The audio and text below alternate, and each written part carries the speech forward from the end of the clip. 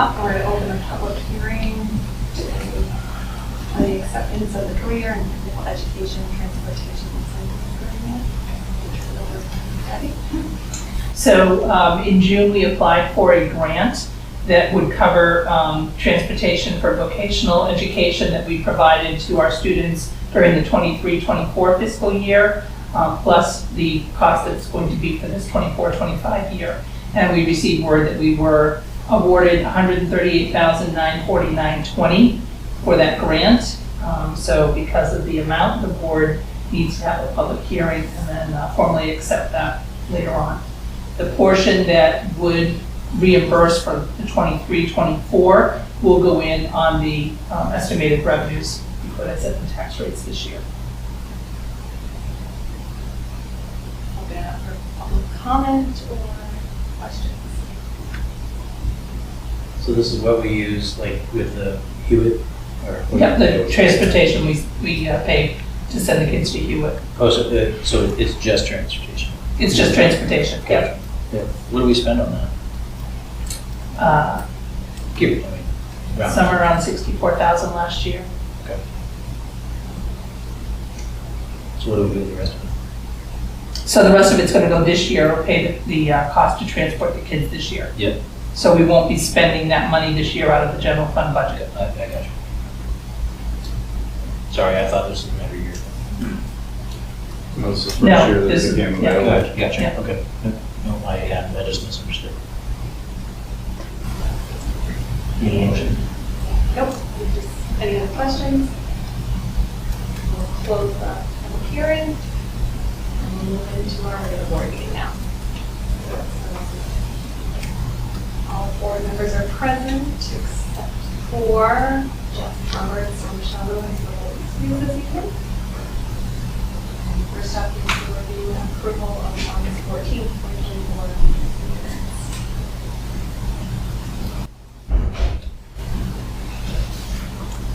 Make a motion to accept the August 14th, 2024 minutes. I agree with that. Second. Discussion? All those in favor of the motion as presented do so by saying aye. Aye. I will abstain.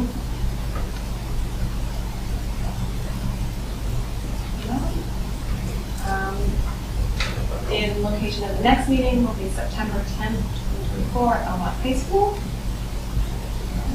Public communication, public comment. Seeing none. We're on to new business. In your packets, you have the bus schedules. So there are no changes to the bus schedule. So didn't they buy a software that was going to assess the bus schedules and see if there was any room for improvement? Yes, that's still in the works. Okay, so that hasn't happened yet. It has not happened yet. Do they have an ETA of when that would happen? It was a matter of, first student has purchased the software. We have to jump through a few hoops to get a better understanding of the student data that they need. So we have to go through privacy agreements and so forth. You would think that they would handle it. It has to, the software has to speak directly to our student information system. So we need to learn more about that. So there could be adjustments if we are to sign on to that. So it's in work. Will there be any sort of notification if there's a significant change? Like if the bus, I mean, I'm assuming that there's not going to be, but if this software says, hey, we can cut this route down by 20 minutes and this one by 10 minutes if we combine this, like whatever, would you be notified? Absolutely, we have to notify particularly the families that would impact.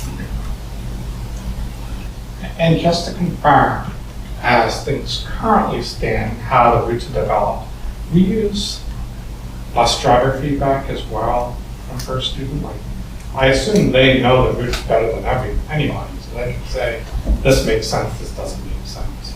Yeah. I assume that happens. Yeah, so we had an extensive meeting prior to the start of last school year with all the bus drivers, and we're very fortunate in Shaker that we do not have bus driver turnover. We have veteran drivers that have been on on the road in those routes for quite some time. The solution was an additional bus, an additional driver. And that could be both Canterbury and Belmont, because Belmont has some significant time for riding as well. One last question. I'm looking at some of the routes and I see like same street, same street, same street, just numbers are different. I don't know the distance between the numbers, but theoretically, if I live on a street, can I request that the bus stops at my house, even if it stops, I don't know, 200 feet? You can request that, however, that's not always the case. So parents can put in a request, or a guardian can put in a request for them to stop directly at their house for a specific reason.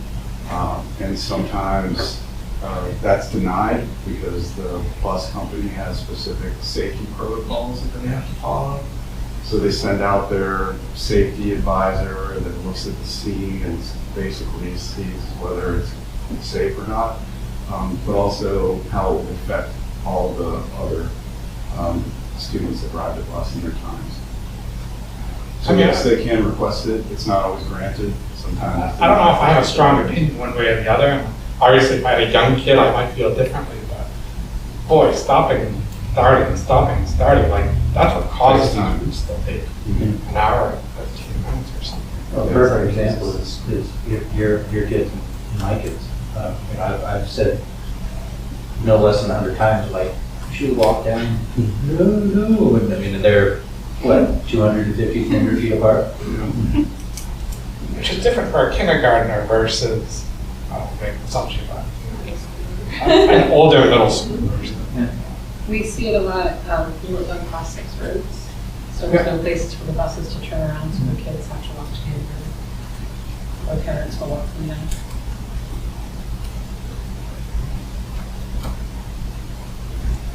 This is up for action. Motion to approve the 2024-2025 school bus schedules as presented. Further discussion? All those in favor of the motion as presented, please so by saying aye. Aye. Opposed? On to the BMS Girls B Volleyball. That was information in our packet. And it looks like someone here could speak to it as well.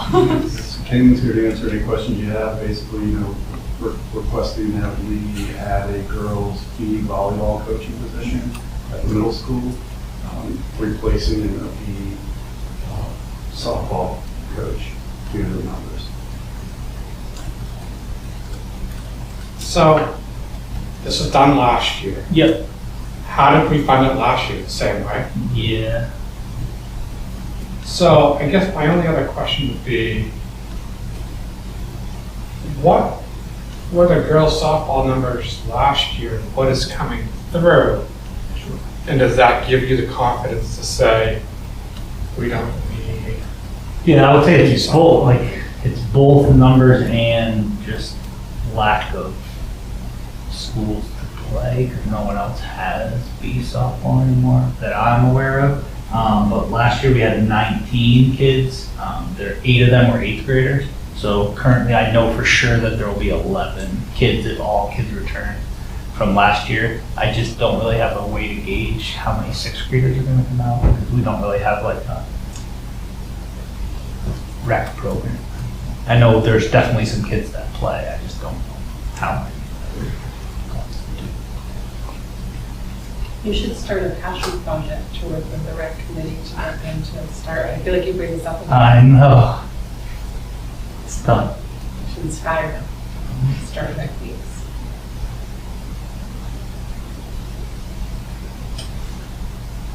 So we currently have 19 kids signed up for 7A volleyball. Is there 5-6 volleyball?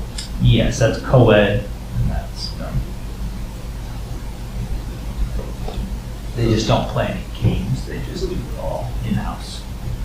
So is this for information or recommendation, no action This from is us? an action. Motion to add girls volleyball B and girls softball B. Second? Any further discussion? All those in favor of the motion as presented, do so by saying aye. Opposed? Abstentions?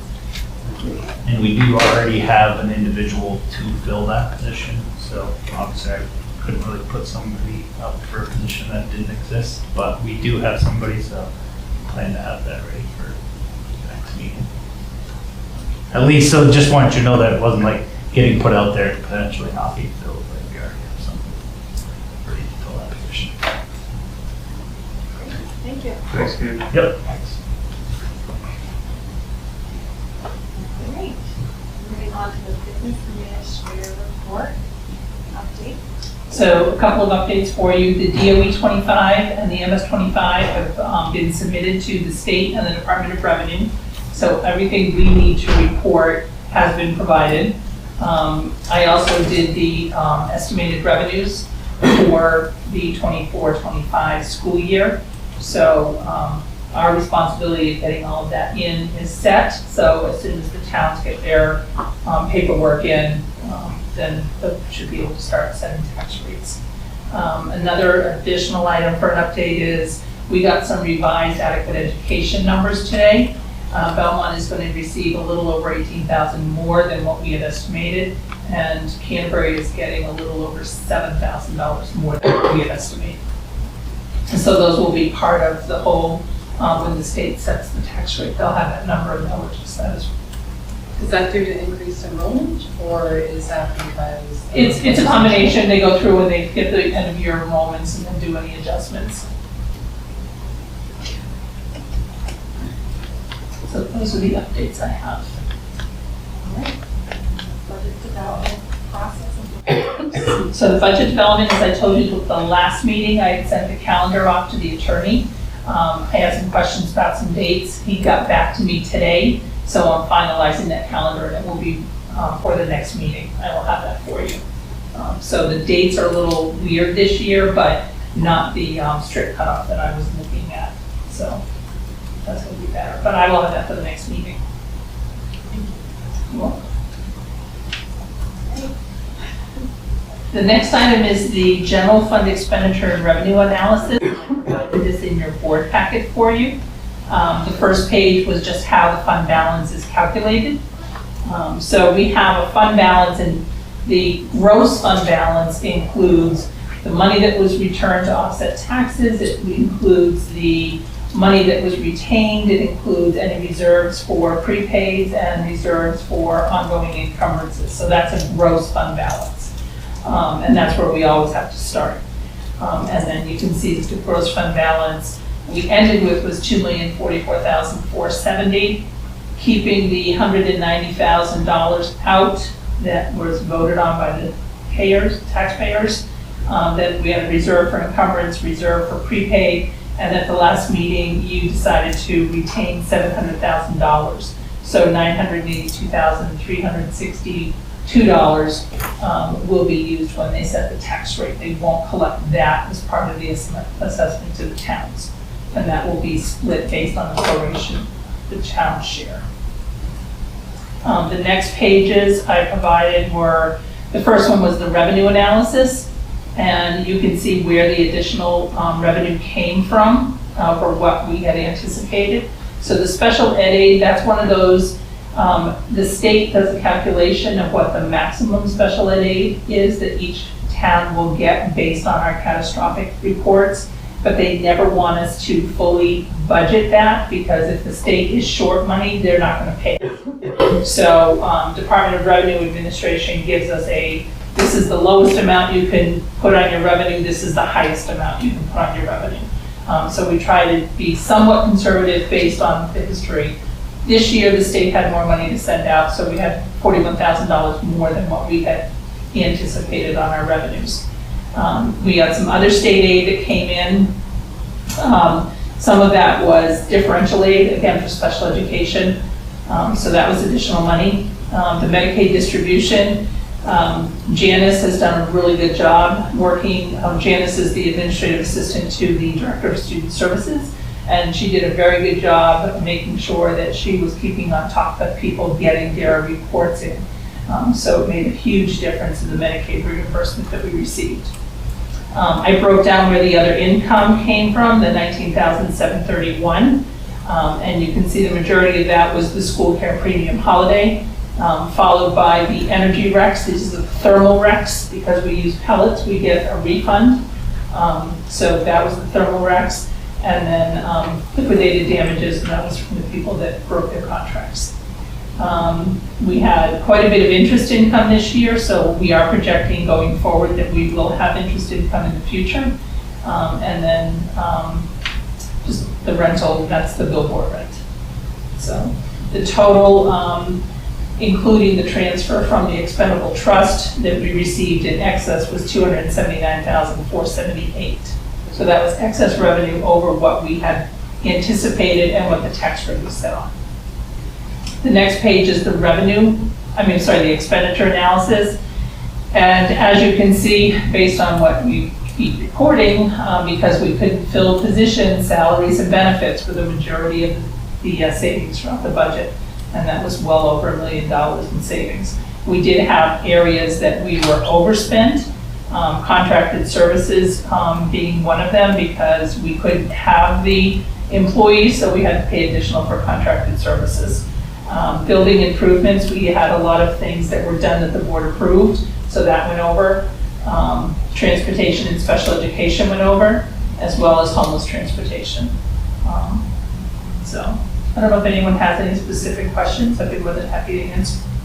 Could you give me an example of board-approved building improvements? So it was the year before when you had approved certain things to be done, like additional money for the roofing project, or in the past when you've approved, like for the cafeteria tables, you approved additional that we spent there, so those would be those items. Okay, so we're talking stuff that was done late. Yep. So if we know going into the budget year that we have something from the capital improvement plan that we are going to be implementing and that we're going to be withdrawing from the trust, does that factor into the regular budget, or is it shown like after the fact like this? So it's shown after the fact on the revenue side, where we said transfer from expendable trust, but then that increases the budget that was approved because you had the public hearing and it was approved. So even though it goes into the adjusted budget, it still shows as an over here because I never show the adjusted budget, I show what was approved. So, but if you have the revenue to offset that.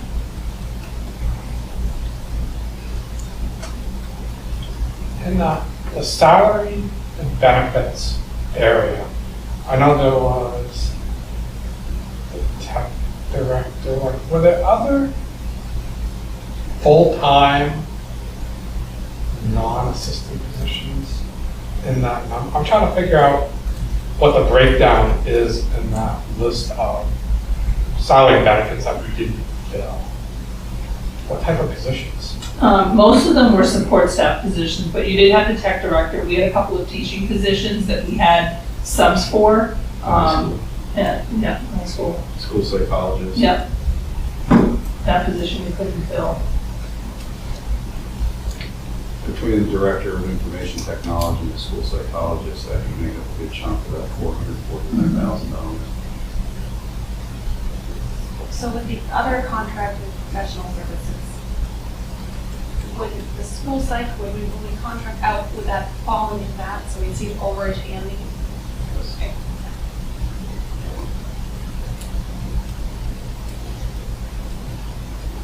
So this is the question I'm going to have when we get to the budget planning, but I guess in this 23-24 expenditure analysis, I'd be curious what percentage of that, or how much of a dollar amount ballparking was support staff. And then what did it look like the year before that? Maybe say a 3-year sample, because if we continue to not bill, I don't know, $350,000 of support staff salary benefits. I want to fill them. If we need the positions, I want to fill them, but why do we? And I understand we have the budget for them, if we want to fill them, but if we continue to budget for them and don't fill them, why do we budget? A lot of them are the one-to-one behavioral assistants, so we're required to have those positions. So you have to budget for them because it's part of an IEP. Part of the other problem with that 443 is you have people who leave, maybe they're higher up on the salary schedule, that's what we budgeted, and then they quit. So then we bring somebody in at a lower salary, so that also impacts the savings. So, But we always know that's going to happen, so why can't we budget for it? well, I never know who's going to leave. And if I under budget and don't have enough money, then it's, I mean, obviously, yes, we have a lot of positions that are open. I don't know if there's any percentage of turnover, and that would be a great analysis. What is our percentage of turnover in support staff every year? I mean, I know this probably doesn't sound right, but I would almost prefer to under budget or run into that scenario, because we always seem to have, surplus funds. Or we have reserve. But you're always gonna have surplus funds, I mean, just based on the reimbursements for Medicaid and Medicare, you have to budget for all the services. And then if you bring back $250,000 back into the, into the district from the state, that's gonna be on the revenue side, correct me if I'm wrong. Right. Where we're gonna show, I mean, right there's $250,000 worth of overages that we're gonna give back, or potentially give back. And there's, like you said, you're always gonna have an overage if you budget for the things that you want. Yeah, back to the salary, I mean, like, looking at the other contracted services, if we have to pay a school site, that's a contracted service, which is going to be a decent amount of what we budgeted for a salary. I'm assuming we pay like a one-to-one, like if we have to go to an outside agency, is that also in there? Yes, and So- they would be in contracted services, and we've So had we to show the go. deficit there, but we Yeah. look like we budgeted for money, so Correct. it might be more, Yeah. it looks more padded maybe than it necessarily is. Right, and it's costing us a lot more to go out to those contracted services. So I'd be curious just how much we actually spend on those people Mhm. and what they would have cost if we could have found them ourselves. I'd also be curious to see maybe some sort of listing of open positions that have been open longer than, say, 6 months, 9 months, a year, something like that, so that we can kind of see what's been out there for an extended period and make a determination as to whether or not we can continue to support that. Yeah, we started doing that 2 years ago, where as part of the budget development process, we put in a vacancy list, what positions are vacant, how long they've been vacant, and the full discussion as to whether they're filling out. That's what led to the 6 general assistant positions that were cut out of the budget. Yeah, that might just be beneficial for us to Yeah. see.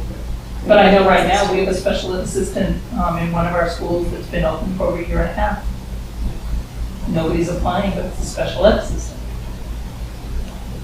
So they end up hiring a sub to come in and cover, so then the sub line goes over. And that's not to say that there are ones that Yeah. we can't, Right. like, that we can cut everything that's Yeah. been open for, say, more than a year. Right. That's Yeah. absolutely not the case, but Yeah. just sort of get an idea of what it is and take a better look at it.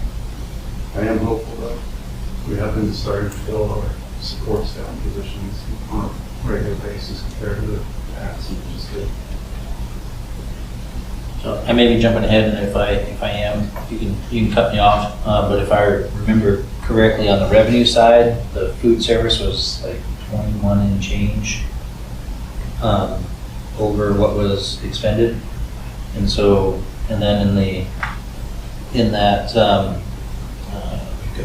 the grant for the trust for the equipment, the $20,000.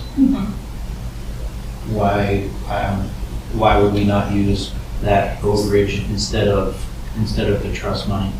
So the trust was only approved this past March, so we only spent the money over this year. We had to replace the equipment last year. So last year, we took money out of the retained fund balance to cover that, and that came out of the general fund, not out of food service. So general fund owns the kitchen, so they replaced the equipment. Gotcha. One other specific question. The tuition for voc ed was under. Is that budget? Is that strictly related? I mean, we over. Yes, we're over. Over. So what happened in that was, again, if the state doesn't fully fund their share of the BOGEN, we get a bill for the additional. And we got a very large bill. Because they changed how schools have to allow students to go to BOGEN, so they had less money to divvy out to all the schools than they So had that's not anticipated. related to the number of students necessarily? Well, it's More- related to our number of students, because we're billed based on the number of students that we sent. But it's our share of what the state didn't reimburse I Laconia. guess what I'm getting at is, did we underestimate how many students were going to take part? No, No, okay. we underestimated how much the state was going to reimburse Laconia.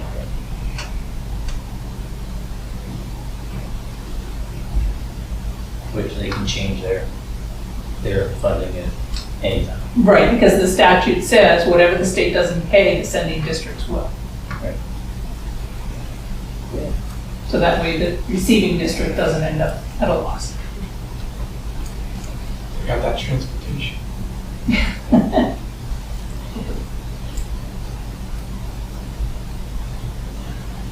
Except the food service annual report.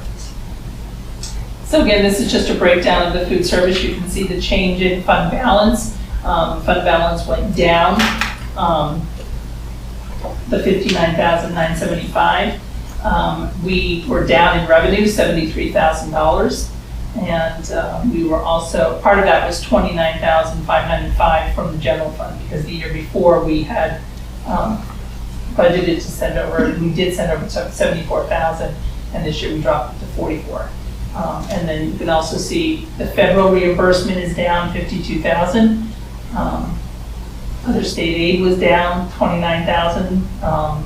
Those were some grants that the state had sent, and some COVID relief for difficulty finding distributors and finding food. So that's gone away. The states also reduced how much, because they were supplementing everybody's meals at one point. So that's gone. So that's the revenue that's down. Meanwhile, the expenditures, salaries are up almost $20,000 overall. The budget, the expenditures were up $21,000 over the previous year.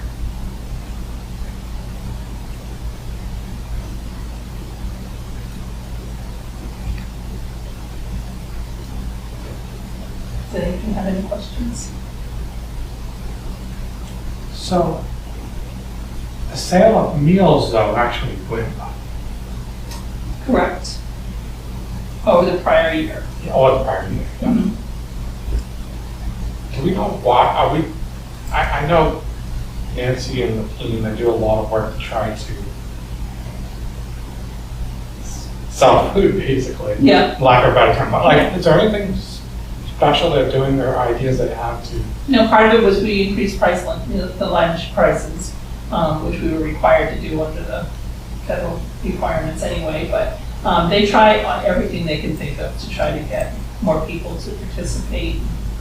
I know that at one point they had like a cart at the high school that they were using to kind of offer additional snacks. Yeah, and they went back to doing that. They used to have a break in the morning, and the Yeah. kids would go down to the cafeteria and kind of like get a mid-morning snack. And that went away because they changed the schedule, so now they do have the cart that they put out in the hallway so kids can grab something really quick when they're going by.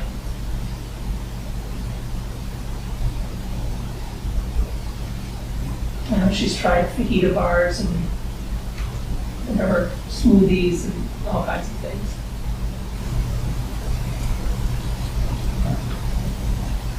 Any other questions?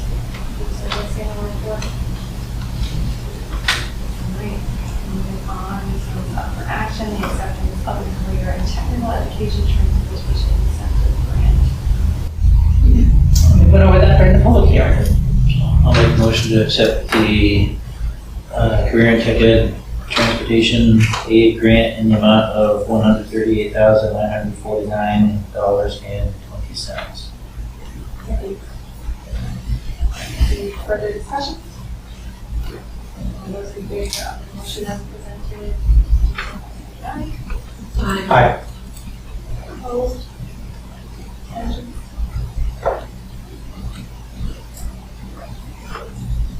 On to on the fundraising. for this meeting.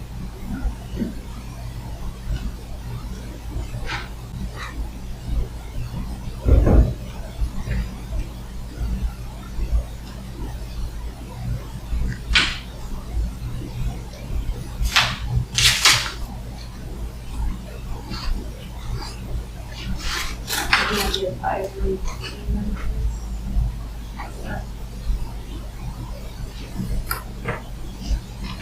Is that something that we bring forward? Advisory committee members, that's your, It's budget. but, Be late. Season punch Yeah. right? It's like that seems early. Yeah, we're gonna have to bump. yeah, Haven't you solicited? no, I need to get that out.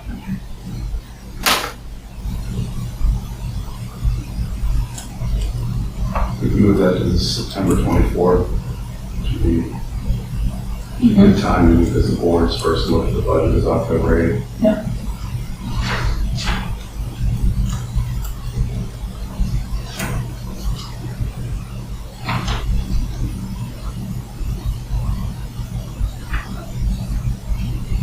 So you're talking about the agenda item of appointing, correct? Yes. So that would make the assumption that the advertisement goes out. Yeah, I'll get that out this week.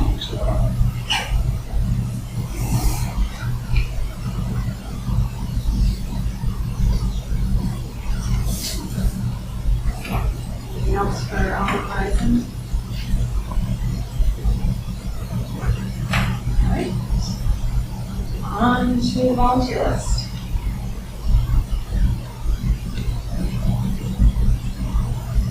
Motion to approve the volunteer list, noting conditionals. Second. Discussion? All those in favor of the motion as presented, please say aye. Aye. Opposed? Abstention? Great.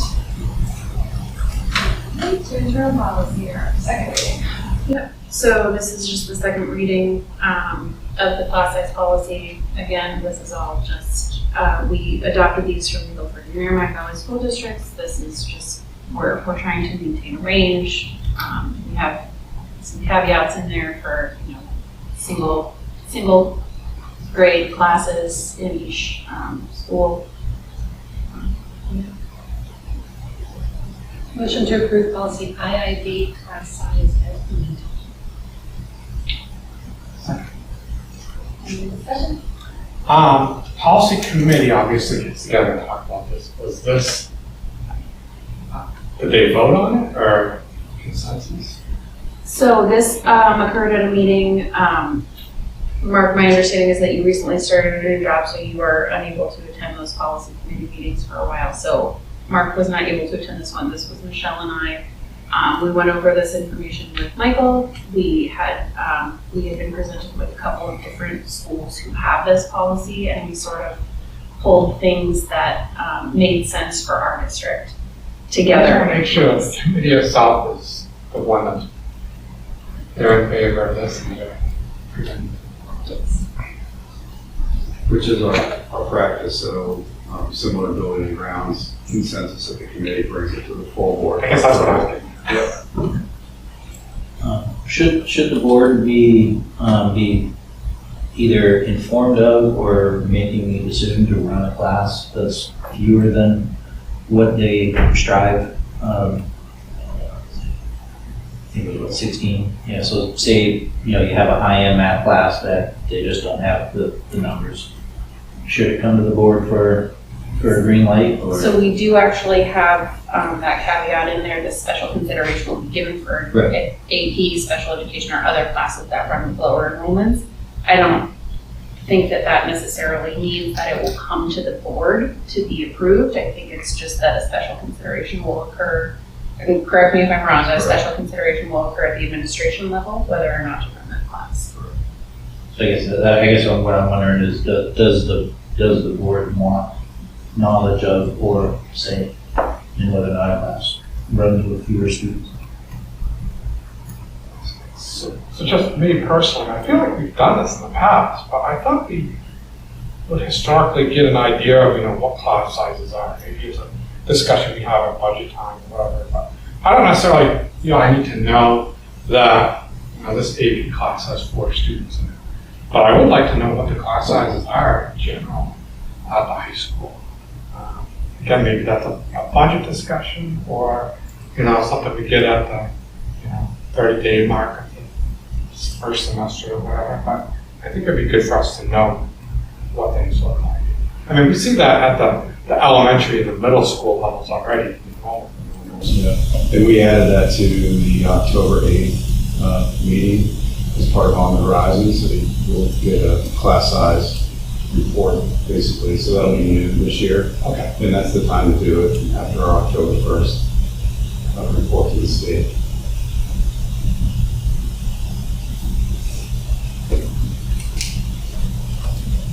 Any further discussion?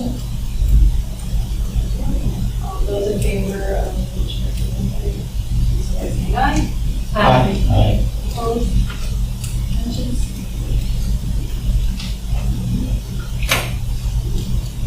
Appendix B Nominations.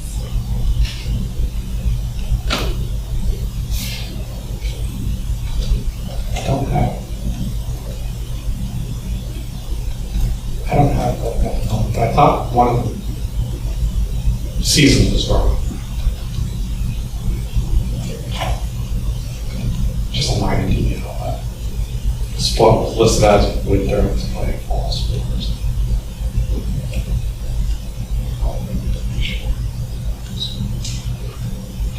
Yeah, there's a few of them that listed as winter. You will see some winter nominations on there. Yeah, but I just thought there was.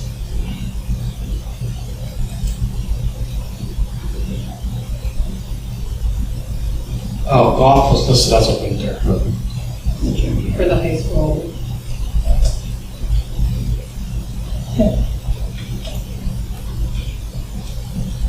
I realize it's not winter, but I just think we should. Don't rush it, Sean.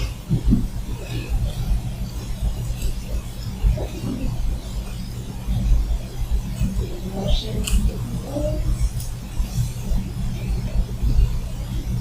We can move forward. Make a motion to approve the Appendix B nominations as presented. Further discussion? All those in favor of the motion as presented, please by saying aye. Aye. Abstentions? Okay, go back to public communication. All right, seeing none, we have members of public to items